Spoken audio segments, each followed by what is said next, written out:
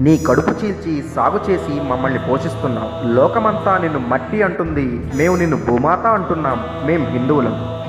లోకమంతా వెలుగునిచ్చావు, మా బతుకుకు దీపమై నిలిచావు. ఇతరులు నిన్ను మండే అగ్నిగోళం అన్నారు, మేము నిన్ను సూర్యనారాయణమూర్తి అన్నాం. సూర్య భగవానుడు అంటున్నాం. మేం హిందువులం.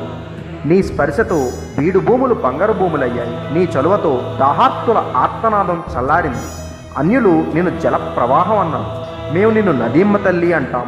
మా ఇంటి ఆడబడుచులాగా లాంఛనాలిస్తాం, హారతులిస్తాం, పుష్కర సంబరాలు చేస్తాం.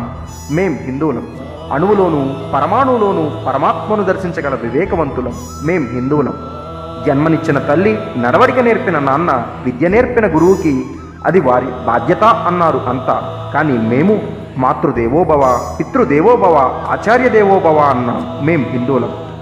భరతఖండం రత్నగర్భ, వేదభూమి, తపోభూమి, ధన సంపదకి